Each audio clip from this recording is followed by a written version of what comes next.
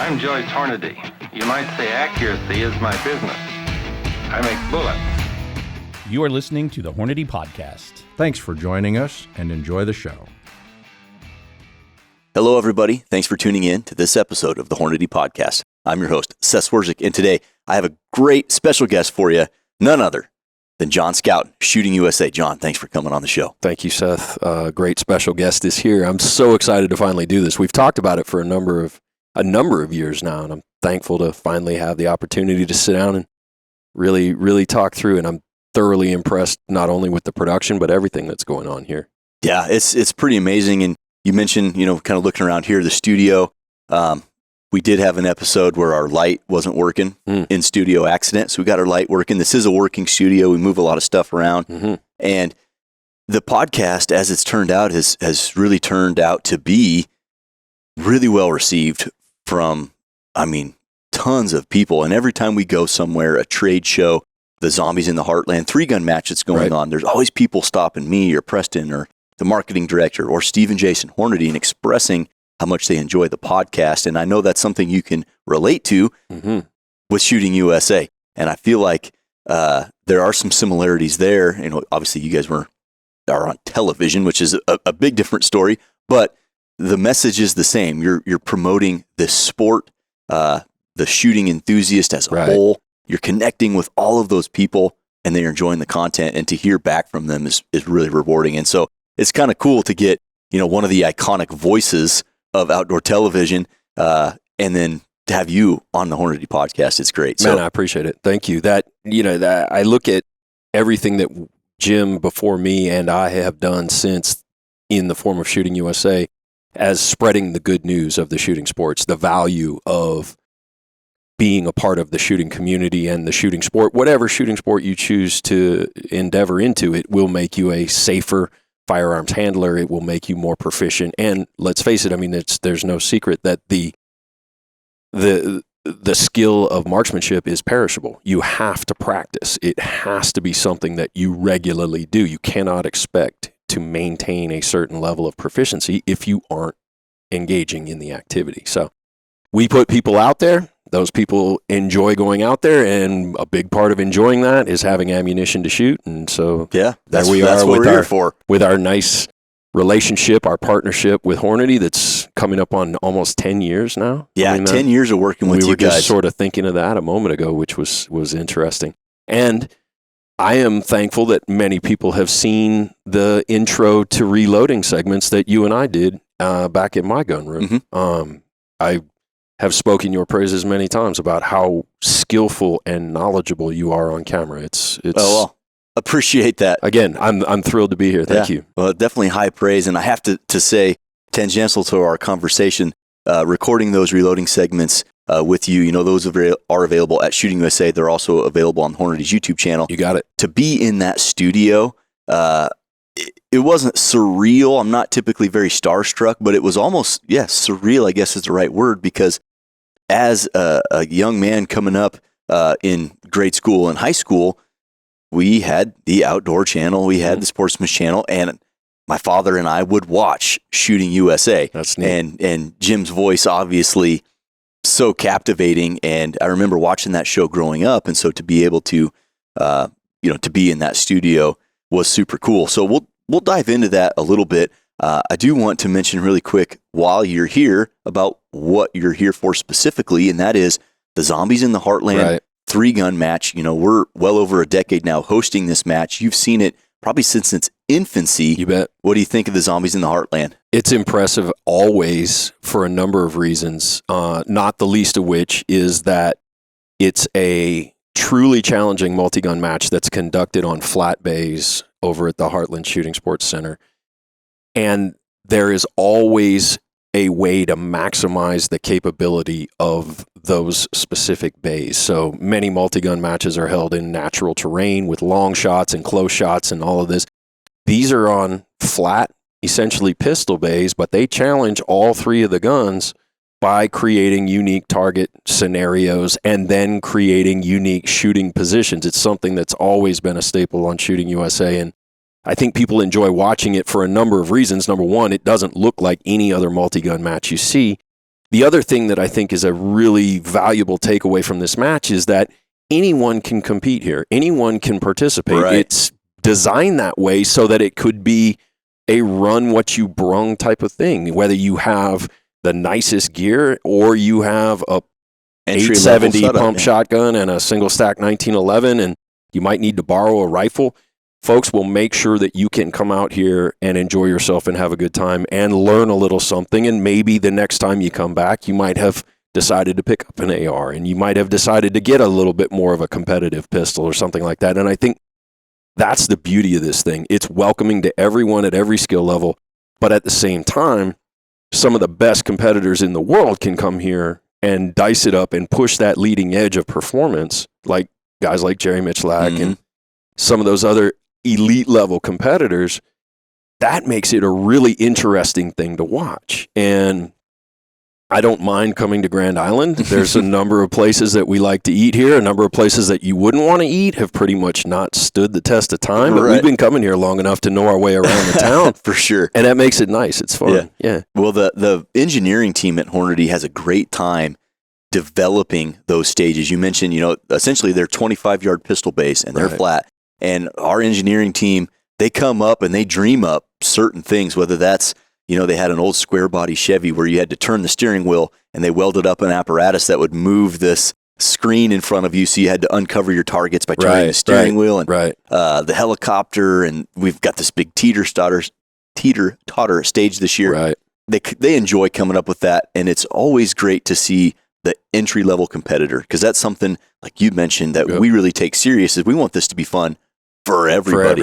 It doesn't have to be intimidating. So appreciate the kind words about the match. We're always glad to host it. And now that Hornady manages that Heartland Public Shooting Park, we're just going to take it to the next level. Well, and that's another interesting element that I think is worth noting right now, in that this was and that's pretty unique in its own right, that the county was managing a shooting facility of that caliber for as long as they were. But now to have it be under the umbrella of the family of Hornady, you get things done. There's no longer the red tape bureaucracy question mark about whether this fits in the budget or not. If something needs to be done, it gets done, because that place is vitally important, not only to the company and people who will come here on behalf of the company, but as I was speaking this morning with Steve Hornady about that acquisition, one of the big pieces that he's looking forward to is the National 4-H Championship. Yep. There'll be over 1,000 kids there from 38 states, and those 1,000 kids come with their families. So if you figure on average 3 or 4 people traveling per competitor, that's 3,000 to 4,000 people coming into the city of Grand Island to eat, sleep, hang out, and enjoy, again, the good news of the shooting sports. So there's a lot of value to that place. And it is, honestly, having been so many different places around the world where shooting competition occurs, it is one of the elite level places. There aren't many places that offer as many different things as the Heartland Public Shooting Park. It's pretty amazing to have that under the Hornady umbrella. So changing gears now, getting back to, kind of Shooting USA, that, the iconic voice, the television show that we all grew up with, or not all, I say people my age kind of grew up with. We go back to 2004. That's when the show started. Right. That's when the transition from American Shooter, where Jim became the voice and the face of the shooting sports on television. That's when we transitioned into our company and created Shooting USA. It was essentially a continuation of Jim bringing people the news of shooting sports and then information about products and instruction related to all of the different shooting disciplines. The company that was originally producing American Shooter, he and I both worked for. I started working on American Shooter when it came out in 93. I was 19 years old, just out of high school and starting college, and worked as a freelancer. And in those days, the technology of cameras and so on was such that everything was filmed on Beta SP tape. So 28 minutes per tape, and all of the cameras ran on MP1 batteries, which were about that big and about that thick, but each camera took 2 of them, and each of those lasted about the same 30 minutes per tape. that's no big deal if you're working in, an enclosed environment, a studio, no problem. But if you go to the range, as you know, if you're going to go out somewhere and film for a day, you need a bunch of those batteries and you need a bunch of those tapes. And so I was given a bag on one side that contained tapes and a bag on the other side that contained the batteries, and I was told to carry the tripod, and we went and figured it out. And that was where I got my start in it at the very beginning. And so as we move forward through the 90s, nothing really changes about the technology, but the company that was producing American Shooter was also producing a number of automotive programming titles, which Jim was involved with also. Motor Trend Television, and then that became Car and Driver Television. And he arguably has an equal level of maybe celebrity related to some of that exposure, because in some instances, it's a different audience. Sure. But we enjoyed doing that just as much. Mm-hmm. When 2000, 2001, 2002 came around, for whatever reason, that production company wanted to spend their efforts continuing to develop automotive programming and decided to move away from the shooting sports side of the house. And at that point, Jim and I and another couple of individuals decided, hey, we can keep this thing going. And thankfully, at that time, Outdoor Life Network thought it's a great idea, let's keep it going. So in 2004, we split away, started Tier 1 Media, and Shooting USA was born. Yeah. So that's a crazy decade. And so you, at ground level with your dad in 1993, getting involved in it, what was the involvement with shooting, guns, etc., prior to that for you or your dad? Yeah, so interestingly enough, Jim, he started in radio back in the 70s and then transitioned into television news right around 1980, 81. And we moved from Hawaii to Arizona. We were living in Phoenix, and he had gotten a gig in Phoenix as the anchor of the CBS affiliate. So Monday through Saturday, he was the 5, 6, and 10 o'clock anchor man in the news, but he also did special investigative reporting. Okay. And his big passion is, and always had been, the Humane Society, animal rights, and things like that. Well, at that time in Arizona, there was a big dogfighting kind of culture thing that was happening out there. And so we had gotten, I can't say we, because at that time I was young, he had gotten tied in with a investigative group from the Arizona Humane Society, and they had done a number of investigative pieces for the news on dogfighting rings, and they'd broken a bunch up, and there was danger involved in that, and they would wear body armor and so on. And in those days, he decided, he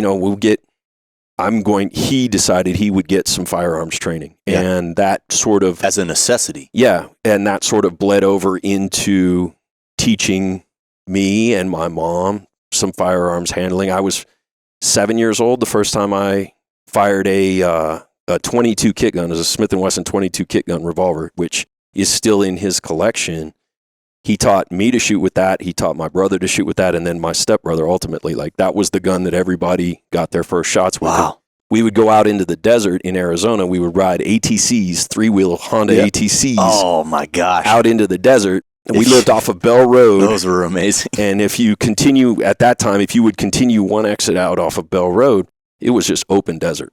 And, go 20 minutes in any direction in the open desert, find a nice backstop, put some cans down, shoot them with the 22. That sounds like a great way to grow up. And that was the beginning of it. That was where it all started. As far as understanding organized shooting competition, that really didn't come into play until the beginning of American Shooter. And the original production company had worked out a deal, because if you remember, American Shooter debuted on ESPN back in those days. Really? And I did not know that. They did a couple of special productions prior to the launching of American Shooter around what was called Speed Week, and that eventually evolved into the Steel Challenge. That was part of it. The Steel Challenge in Piru was part of it, but there were other events that made up Speed Week, and Rob Latham was one of the original faces in that, with the big hats, and everybody wore blue jeans, and back in the leather slap days. But that was our original initial exposure to organized shooting competition, if you will. But going out and plinking with that old kit gun kind of came after the fact, after he decided to get some firearms training for personal defense and so on. So that's how it evolved. Yeah. That's pretty cool because, I'm sure that's happened for a lot of people where for a lot of us out here on the prairie, you grew up shooting because we go hunting. And there's prairie dogs and there's coyotes and there's deer. But that's not the case everywhere else. And sometimes you get pushed into it, whether you want to or not, because of the feeling of confidence that it can instill in you, knowing that you can defend yourself and your family. And that's an important aspect of firearms as a whole. You bet. So coming into 2004, you mentioned that's when you guys created the Tier 1 Media and Shooting USA. Now, coming out of the programming that you were doing and starting your own thing, one, that had to be intimidating a little bit, but two, did you want to change the trajectory of what you guys were covering? At that point, it was probably handed to you. You're going to cover some of this stuff. Did you change the direction that this show was going to go coming out of the gate? The Hornady CX Copper Alloy Expanding Bullet. CX bullets feature the advanced heat shield tip that resists aerodynamic heating and provides a consistently high BC. Hard-hitting and deep penetrating, CX bullets are constructed of rugged monolithic copper alloy that retains 95% or more of their original weight for devastating terminal performance. Available in factory-loaded ammunition as well as component bullets for reloaders. CX bullets from Hornady. There were a handful of events that would represent, feature coverage for episodes, like the IRC, the International Revolver Championship. That was a staple. You'd seen it on American Shooter for many years. We're still going to bring you the IRC. Absolutely. Some of the USPSA events back then, there weren't as many USPSA divisions back then, but there were still a USPSA Handgun Nationals. We're going to bring you that. And this was the beginning of, let's say, USPSA 3-gun. It was still called 3-gun competition back then before it evolved into multi-gun. So a handful of those things were still going to be maybe the cornerstone elements that we would bring forward. But making it our own was one sort of a decision related to what do we have available to us, what can we work with, and who are the companies that we're going to be partnering with. And at that time, the big one was Smith & Wesson. Right. And one of the initial very successful ideas that lasted for at least the first 5 or 6 years of Shooting USA was the Gun of the Month contest. Smith & Wesson would say, okay, we've got a surplus of whatever, the 442, let's say a 442 hammerless revolver, which incidentally, we created a Shooting USA edition 442 hammerless, and there are a certain number of those out there in the market. If you have one of those, that's a pretty prime little piece. Yeah, you can't get those anymore. But the Gun of the Month contest would be a situation where in those days, this was very early in the internet. I mean, we're talking the early 2000s. The internet really isn't that prolific yet. They really wanted people's email addresses, you know what I mean? Because email was new. So enter the Gun of the Month contest, give us your email address, and just for giving us your email address, you'll get a discount coupon in the mail, or we'll email it to you, but you'll be entered to win the Gun of the Month contest, and it would be whatever gun they deemed would be the prize for that month. What was interesting about this, and they showed us the numbers, I mean, they were very transparent about it. After the gun would be awarded, the Gun of the Month would go to whoever. Jim would always call the person, and this is one of those things that I wish I would have realized the value of earlier. Because I'd be in my office, and he would do it on speakerphone, and he'd beep, and you'd hear the dial tone, and beep, beep, beep, beep, beep. And somebody'd answer, and he'd go, hello, this is Jim Scouton from Shooting USA. Can I speak to Clark? And, yeah, you got me. Well, you're the winner of the Gun of the Month contest. And people would be super excited. Well, to get a call from Jim Scouton would be cool. And that was his MO. He would do that with people. And I'd be like, oh, he's calling the Gun of the Month winner again. Okay, whatever. If I'd have known the value of that after the fact, I would have made sure to document those things because that's valuable. That's good stuff. But what would inherently happen is after the person would be awarded, the gun would be awarded, those guns would sell. They would see a major uptick in the sale of, let's say, the 442 hammerless revolver within a few weeks of the Gun of the Month being awarded. So that went on for many years. It went on for at least 5 or 6 of the first years of Shooting USA. And that was very, very successful, not only for us, but obviously for Smith & Wesson. The other thing that I think was very interesting to watch evolve, because that has happened very quickly in the last 10 years, is the evolution of the actual technology in cameras. And what can you do with what does it take to do what we do, creating, any of the content that we're making now. Mm-hmm. And that is what has been so incredibly exciting. I mean, I remember the first time that I was able to attach a Midland camera, which essentially is another name for or a version of a POV like a GoPro or a DJI. This was early though, and they were very sleek. They were very linear. First time I was able to attach that to a competitor's rifle during a course of fire, during a multi-gun match. And you could see the rifle come up, and then you see through that camera, you're looking back at the competitor as they're running and shooting fast. And relationships that we've developed over the years with all of these competitors over so many years, I know who I can ask, hey, can I do this with your gun? Or can I, would you rather me not, or whatever. I know the guys that I can ask to do that. And one that would always go for anything I would come up with was the late Michael Voigt. Anything I suggested, he'd go, oh yeah, that sounds good. That sounds great. And one of the first times I had gone to cover what would be considered a precision rifle match, it was the Bushnell Brawl at Rifles Only. Yep. He let me put a reverse-facing camera on his bolt gun, and he ran a course of fire with that bolt gun, and it was the coolest thing to watch. The other thing that was significant about that particular rifle in that particular time, this is probably 10 years ago now, he was shooting 6 Creedmoor, not 6.5. He was shooting the 6. Yeah. And we talked about that, and he said, think of this bullet as a speedboat going through water. Well, this bullet speedboat that I have here is slightly skinnier and slightly longer, which makes it go slightly faster. Yeah. And it was like all of these light bulb moments for me going on. It's like, that is unbelievable. So yeah, man, it's fun memories like that, just sort of seeing us through to get us to where we are now. Yeah. Well, in that, let's go from, say 2004 or 2010, let's say, because by 2010, you would have been really in your stride with Shooting USA up until, say, maybe 2020 time frame. I think it's really unique. I'd like to hear your perspective on some of the sports, the shooting sports, the competitions that you've seen throughout, going on 20 years now with the show. You've seen some sports drastically climb in popularity, right. Some climb and then, kind of level off, some climb and decline. Right.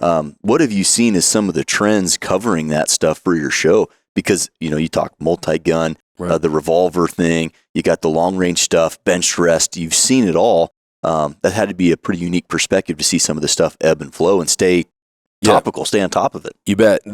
Interestingly enough, like the IRC, the International Revolver Championship, that used to be a very well-attended event, and that was one of the first ones that we ever went to back in the American Shooter days. And, there were 350 people involved. Now, I think they might get 100 people to the match. So really?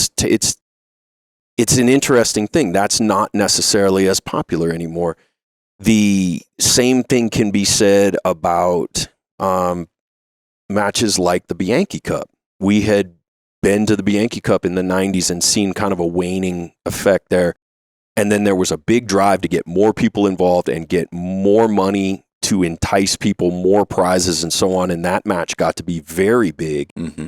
And again, it has sort of tapered off. And I think now that it is under the guidance of the CMP, the Civilian Marksmanship Program, right.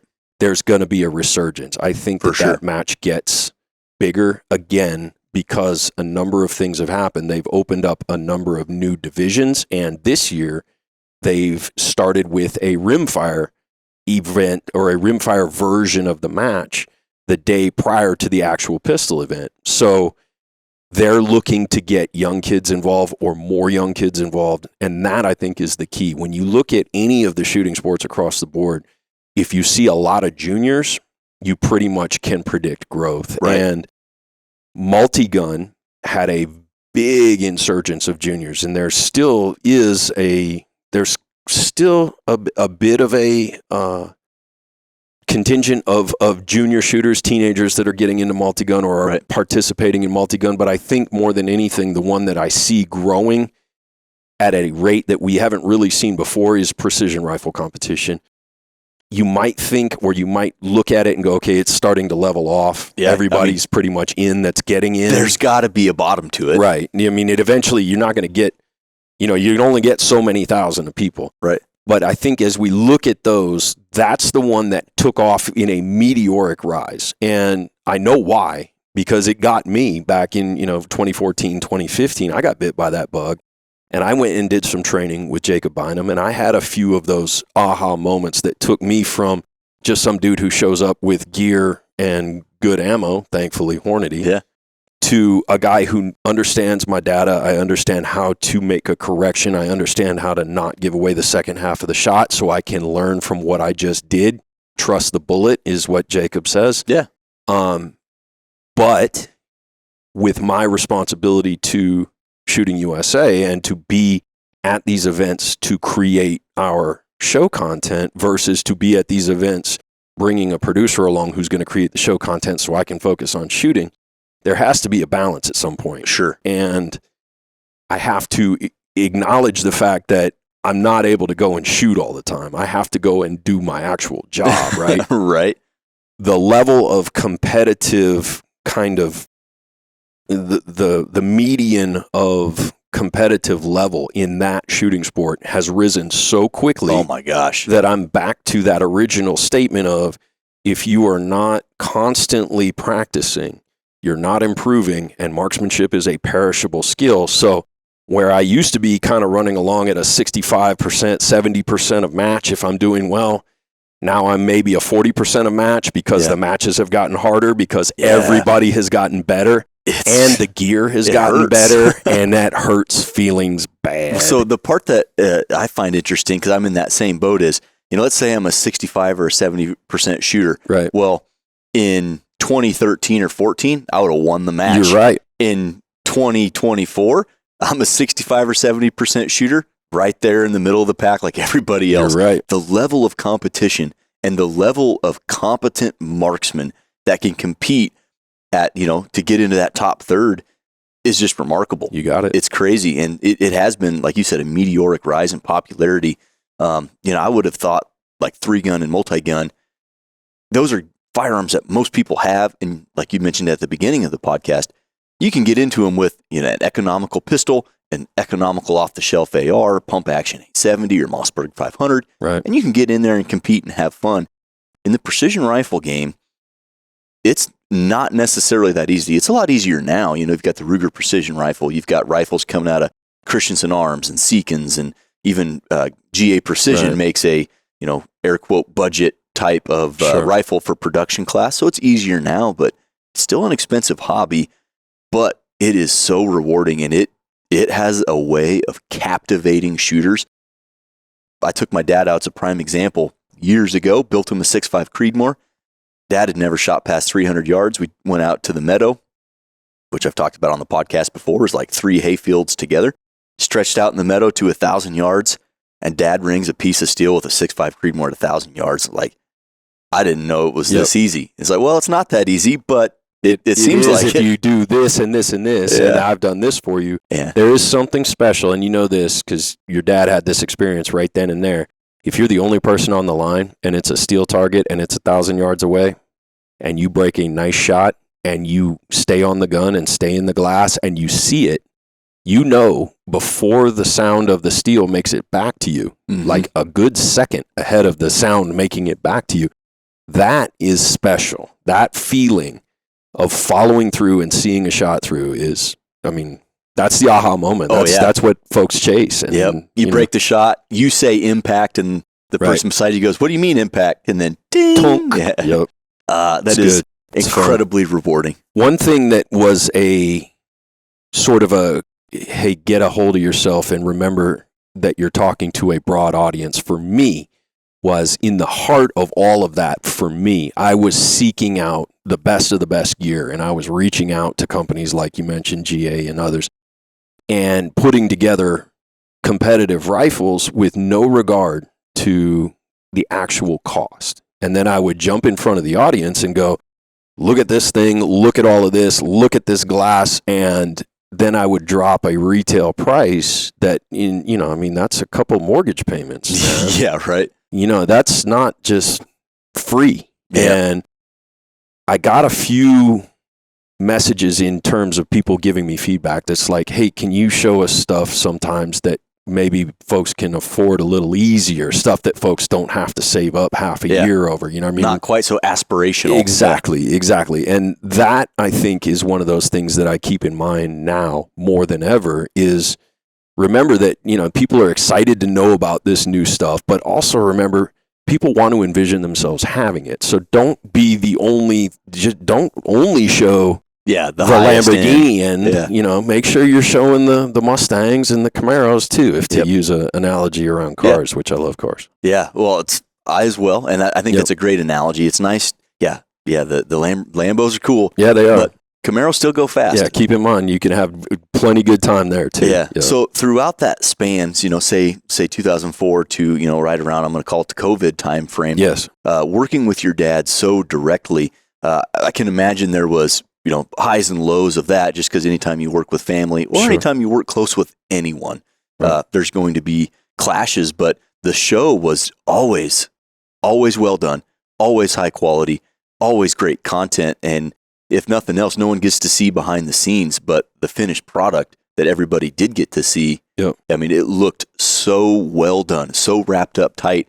Obviously, you guys have been doing it a long time, so that has to feel rewarding knowing in hindsight that it came across that way. Yeah, I appreciate that. That was one of the things that I think Jim really prided himself on in those days, was that we were always professionally produced, higher end content of whatever type. And that, I think, may have been a little bit of a hindrance early in the beginning of the YouTube gun era, if you will. I created the Shooting USA YouTube channel many, many years ago, like 12 years ago, when YouTube first came out. And we never did anything that was focused for that, because we were staying in the fact that we were on Outdoor Channel. And, we'll just put a little bit of something maybe on YouTube here and there. Never really paid attention to what makes YouTube special and makes YouTube and the audience there different from the audience that shows up on Wednesday night to watch Shooting USA on Outdoor Channel. It's a very different audience, a very different group of people, but there's also some hoops that you have to jump through, some things that you have to essentially, you have to play the algorithm game, if you will. And admittedly, this is one of the mistakes that I made. Many, many years ago, I had done here is my process to clean an AR-15 video. And we put it on what was then called Sighting In with Shooting USA. This was before Shooting USA blended into a 1-hour show. We had Shooting USA, and then we had Sighting In with Shooting USA, because Outdoor Channel at that time was saying, we like the content so much, we need more, give us something more. So the instructional new products and things like that became Sighting In with Shooting USA. And this particular segment went through the process, or my process at the time, of cleaning an AR-15. That got posted on YouTube, and just like you're always going to have on YouTube, people are going to find fault. People are going to find where you did it wrong. Yeah. This isn't right. And I, instead of understanding that any comment is good for the algorithm, I just went in and turned off the comments. Well, the video now I think has somewhere around 5 or 6 million views. That's fine. I get messages from people who have said, hey man, I couldn't figure out how to put my AR back together, so I searched YouTube, and guess who showed me how to do it? It was you. That's cool. That's great. But by turning off the comments on one of our most viewed videos, I completely suppressed the penetration of that video in the algorithm. Like, that stopped because people aren't able to comment anymore, because I got my feelings hurt because people told me that I did it wrong. Once you get past that piece and you engage with the fact that any comment is a good comment, now it's fine. The Hornady Auto Charge Pro, providing precise, customizable powder dispensing in an easy-to-use, space-saving unit. The new modernized load cell is precise to within 0.1 grain, The AutoCharge Pro offers customizable trickle speeds for various powder types, as well as custom trickle time settings. With a smaller footprint than competing brands, the AutoCharge Pro still offers a large powder capacity hopper. The AutoCharge Pro from Hornady. Well, and I feel like sometimes comments on social media in general, half the comments come from people who don't even have the product, never use the product, just have the keyboard. So we'll talk about that more in a moment, because there is something that I wanted to bring up now, talking about the Shooting USA piece, getting into around that COVID timeframe. And there is a parallel path here between the Scoutten family and the Hornady family. And for those that know, Hornady, the founder, Joyce Hornady, he was tragically killed along with two others of his employees in 1981 in a plane crash. That was a horribly unexpected death. And then you have Joyce's son, Steve, who at the time would have been probably my age, and he's got a company full of people looking to him for an answer. Right. And he's got to deal with the passing of his father, with the passing of their customer service and their sales manager. And then he's got these people looking at him. Am I going to have a paycheck? How are we going to have a paycheck? Yeah. Are we going to keep this going? Exactly. And so that had to be a very tumultuous time for the Hornady family. And I know you've spoken with them. And I've personally spoken with Jason and Steve about this on podcast episodes number 1 and 2. But that similar story, although not quite as unexpected, happened with Shooting USA and the Scoutten family. Yeah, it was, I guess it was right around 20 when Jim's diagnosis came through. And we were very fortunate and blessed to have more years than what was originally forecast. Well, it was forecast extremely bleak. Yes. Okay. So Jim had prostate cancer that went unchecked for the better part of a year. And because of that, this particular type of prostate cancer had made its way to his bones. And that's a bleak diagnosis. That's a real problem. Yes. The good side of it was it wasn't soft tissue. It wasn't additional soft tissue. It could have been a lot worse, but this one went a way that, they can't fix it, right? But you can stave it off, if you will. And enjoy somewhat of a quality of life during that process. Sure. And he did that. He pursued a number of different treatments, and there really wasn't a line in the sand where he said, I'm not going to do this treatment or that treatment. He just got to a point where the treatments were overwhelmingly damaging to his day-to-day quality of life. Sure. He was undergoing some hormone suppression, and then he was undergoing radiation treatment to places where it was more focused in his bones. And that caused some damage to the marrow, which caused a white cell count to plummet. And they attempted transfusion of white cell to try to boost his cell count up, and that was never really successful. And then ultimately, a tumor grew that impeded his ability to walk, and then there were a couple of falls, and then that was pretty much going to be it. He was never going to be a candidate for surgery. They wanted to try to do something surgically to give him the ability to walk again, and that at that point it was just pretty much it. So yeah, what a tough man to endure that. It was hard, and I had seen that sort of unfolding.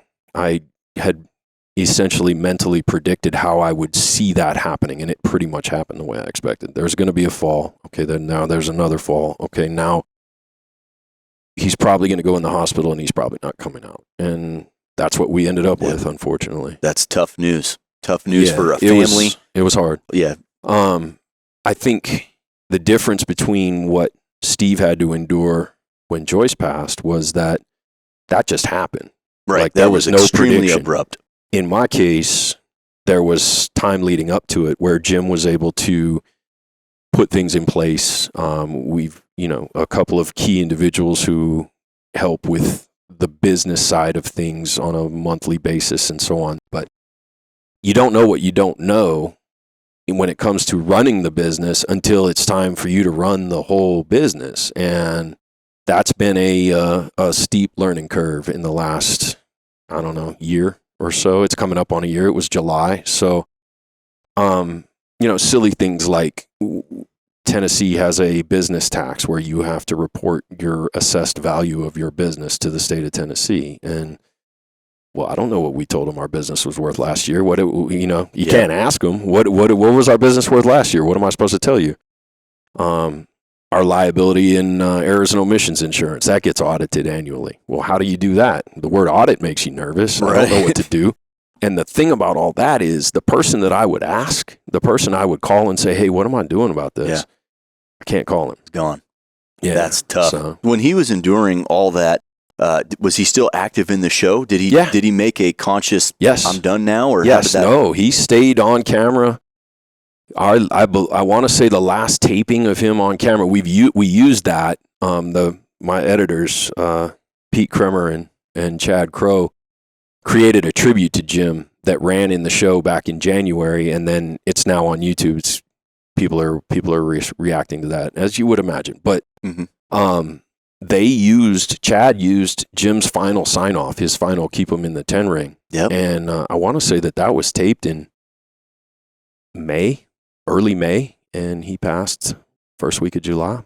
Wow. So he stayed in there until the end. Obviously a passion of his. I mean, very much so. And I saw that coming. I mean, it was one of those situations where like he was gonna do this thing, and if it weren't for freaking cancer, he would still be doing this thing. Absolutely. And he would keep on doing this thing, and that speaks to how much he not only loves the shooting community and the product that we created, but he really genuinely cares about the people that are in our little company. And it's a very little company, and that's one of the things that we've been fortunate about with our relationship with Outdoor Channel, specifically, being able to move the show from the hour format back to a half-hour format. Some people in the audience didn't initially understand that. The show's not the same. We liked it when it was an hour. Well, here's the thing. There's 4 people that are making this show, plus my trusted group of freelancers. And when the show was an hour, there were 12 people. Mm-hmm. So you get an understanding of how much work it takes to do an hour twice a month versus to do a half an hour twice a month. So we're cranking them out in a half-hour format. I feel like it makes us more nimble and able to deliver shows quicker. Mm-hmm. And that is the key in this modern era. People want their content yesterday. Yep. So, for instance, we were just at the NRA annual meeting. We saw each other there. You gave me a wonderful interview on the new patent, and that is in a finished segment and in a now finished show that will run in 3 weeks. Wow. So, that is pretty nimble when you think about large television, which is amazing. And I think there is something to be said about, might be a shorter segment, but you can be quick to film. Right. And then you have to be a little bit more, I'm going to say, persnickety with what you put in the show. That's right. So that the quality of the content may actually be better in a shorter platform. I like it in that I'm able to turn it around faster. Yeah. That's the biggest thing. I otherwise would have to produce that NRA content and then wait some weeks, maybe even as many as this many weeks, to get to a story that would lead, like the pandemic 3-gun match, to then assemble a show. I mean, that just adds time to the process. So this, the new format is working very well. The majority of the feedback I get from it is very positive, and the network's very happy, and so that's what matters. That's awesome. Well, I want to ask you a question, thinking back on this now. So you've started working in the outdoor space, in the media space in 1993. I know. So that goes back, to 93. And so for essentially 30 years, you got to work in a professional capacity with your father. And now, when you think back on 3 decades of a working relationship with your father, what are some of the hallmarks that come to mind that when you think of Jim, that you remember working with him, some of the things that stand out the most? It was, obviously it's going to be challenging. Any environment like that is challenging especially with a parent. Sure. But anytime with family. And that's not taken lightly. And I think that's why Jason and I are so close, is we have that very similar kind of a relationship in a work environment and in a personal environment. But there were some instances that really jump out. And there's thankfully there's some photos and video of these instances. One was the first Golden Moose Award that Shooting USA won. And we were in Vegas when Outdoor Sportsman's Group still hosted the Golden Moose Awards. And, there was a big put on stage, and here's the trophy. And it was a big thing. Like it was important. And there's a photo of Jim and Mike Irvine and I, and we're holding Golden Moose Awards, and the look on his face is so priceless. He was so in the moment. He had the best time that night. And I'll never forget that, because that was him being publicly recognized by his peers for the accomplishment that he essentially had headed up. And that was, if this production company I'm working for is no longer going to do shooting sports content, I'm going to take the leap and find a way to start my own company with my kid and make a career and make a business and do it. And now it's been recognized. And that was such an amazing stepping off point for him to look back on that and just be like, how brave do you have to be to risk essentially everything to do that at that point? It would have been so much easier to just go get another job doing some other TV or go back to the news business or something like that. Instead, he saw the value of bringing the shooting sports to the masses. As difficult as that is to do in this modern day and age where some people would rather see all guns run over by a steamroller or put into a melting crucible. He knows the value of that. He knows the loyalty of that audience and those people and that family that is developed when you're on the range with people. And he was ready to risk everything and essentially risk my career on it. Right. You know what I mean? I'm trusting him to go into that too. Thanks, Dad. Because I'm going. And, it wasn't in 2004. I mean, shoot, you math that out. Anyway, I don't want to talk about how old I am at this point. That was a very consequential moment for him. And then the next one was when he was inducted into the Outdoor Hall of Fame. And that's something that happens annually in Nashville on the General Jackson. And I don't remember how he got nominated. I don't know anything about how that came up. He just said, hey, I need you to come to this thing on Saturday. I'm being inducted into this Hall of Fame. And that was a big deal. He said it casually, nonchalant like that. Yeah. So we went, and I had no idea what we were going to, but there were all sorts of outdoor celebrity people there that were either already inducted or were hoping to be inducted or were getting inducted, and he was among them. And that was neat. That was a neat deal. And that actually made the cut in that tribute piece because, of course, he's going to tell one of the cameramen to go there and film that. Of course. And it was neat. It was good. Yeah. Those are some of those moments. There were times when we would have Christmas parties. We had a birthday party because he and our birthdays were 3 days apart. So we had a birthday party / holiday party at the Nashville Gun Club, and we shot a round of trap, and then we would go out to eat. We would do things like that as a group, as a company that were shooting, but they weren't work, if you will. Yep. And team building. Those were the times when I would see him, I think, enjoying what he had created the most, is that group of people all out on the range enjoying themselves.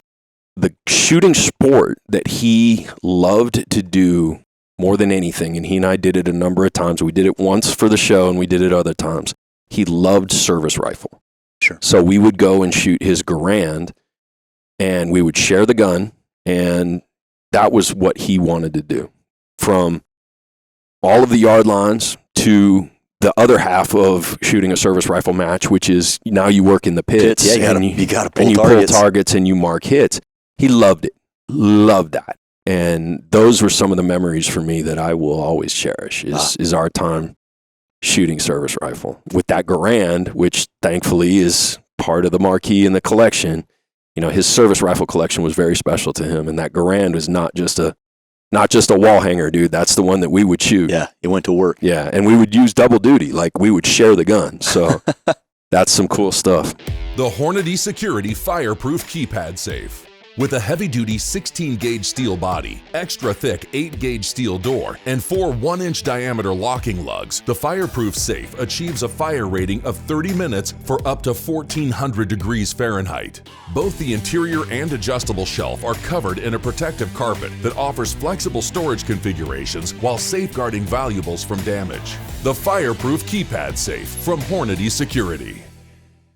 That is. Well, thanks for sharing that with me. And now, transitioning into not just in the podcast, but in the years, now you talked about YouTube earlier. Right. YouTube, social media, Instagram, Facebook, all of these things becoming increasingly more important, seemingly, day by day. There's more people that consume. I mean, you go to a waiting room of any capacity, DMV, a clinic, wherever, people's butt don't touch a chair without social media coming out. Right. And so how are you guys adapting to that? And, your dad created this with you and you guys had a vision.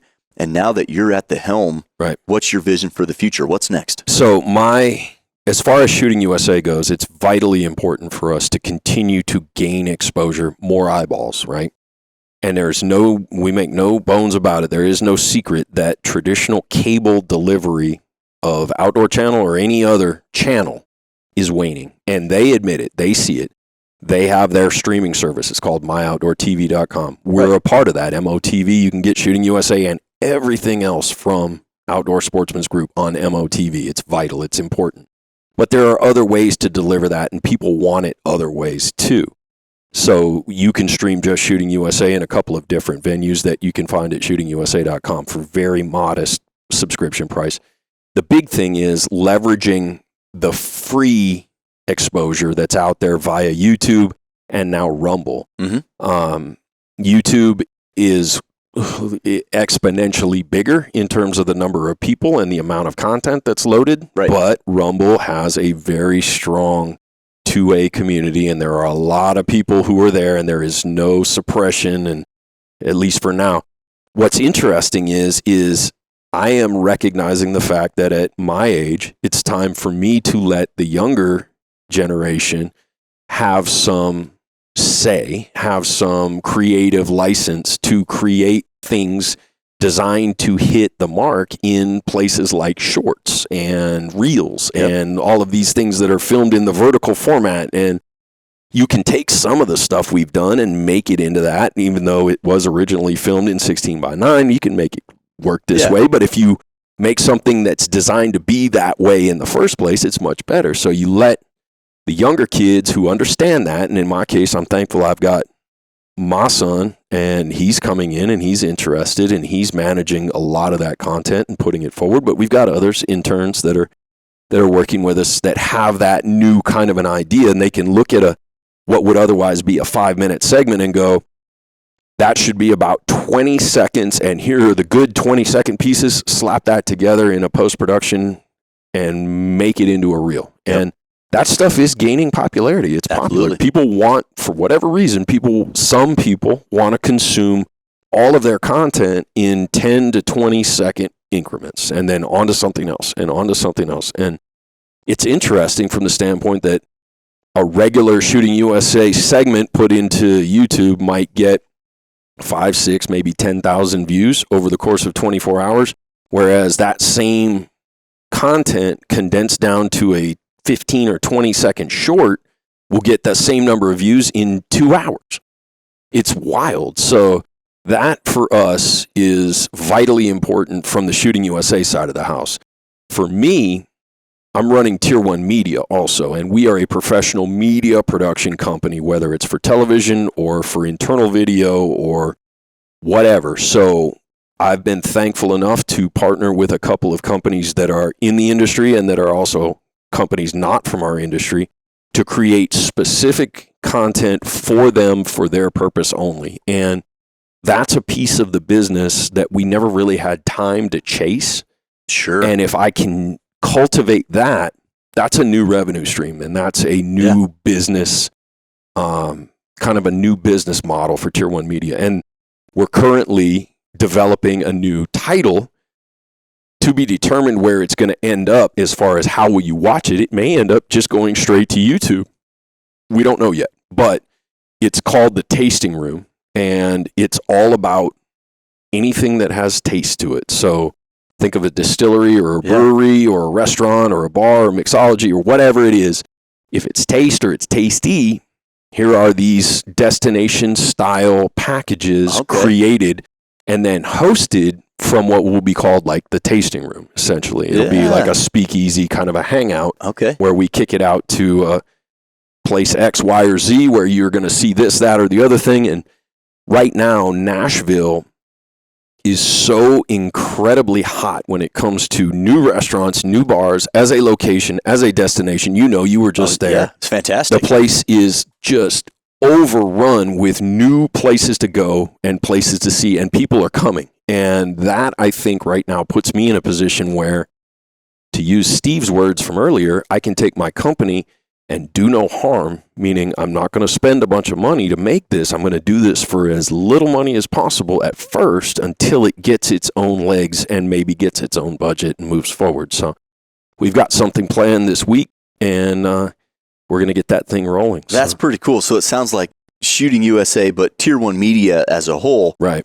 Got a bright future ahead of it. A little bit of diversification. I think so. John, well, thanks for sharing, obviously, you know, the sensitive stuff about Jim's passing, but about Shooting USA as a whole. But I've got one more question for you. Sure.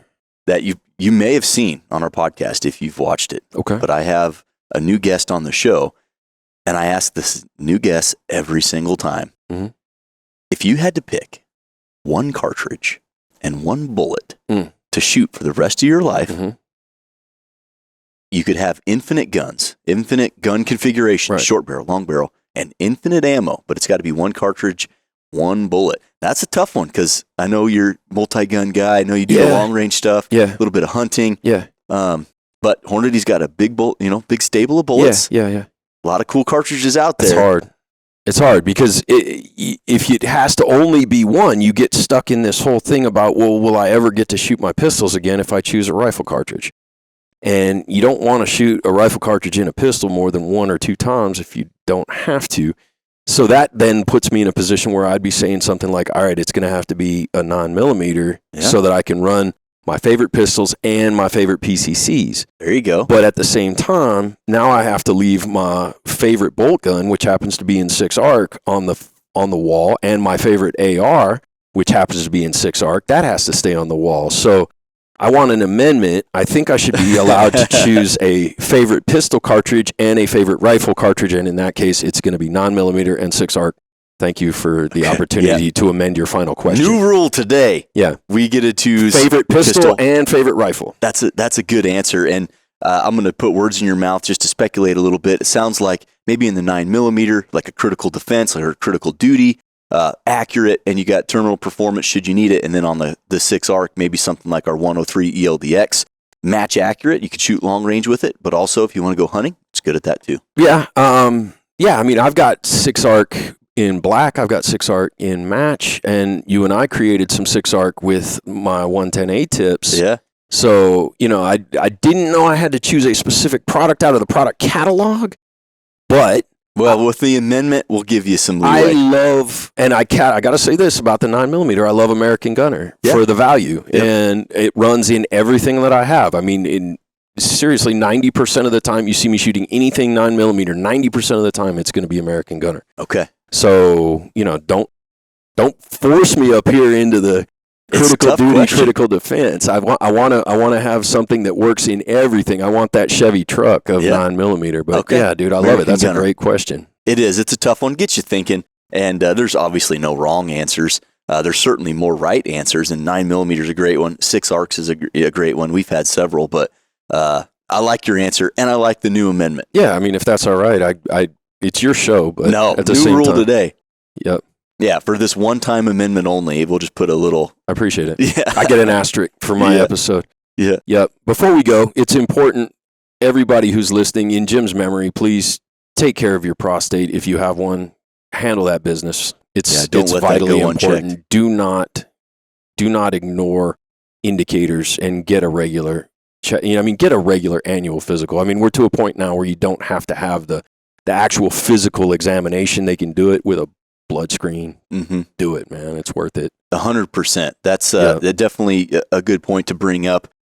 obviously, for Jim's sake and everybody out there listening, that might, that statement might be the call to action for somebody. And that's pretty cool. Now, for more content Shooting USA related for our listeners to check out, where can they go to get that? Yeah, of course. Obviously, shootingusa.com is where we anchor everything. There's more information on every show you see. First and foremost, watch us on Outdoor Channel, however you get that. If it's off satellite, if it's off of your DVR, if it's off of their MOTV streaming service, Outdoor Channel is the mothership, man, and we're very blessed to be a part of their family of programs.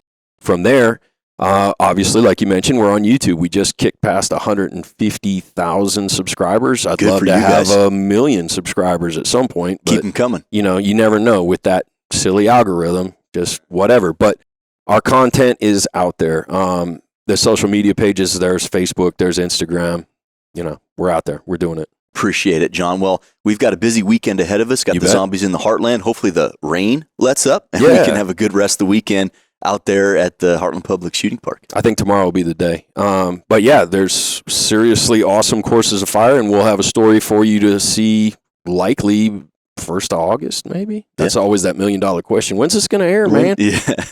Probably in August. All right. We'll hold you to it.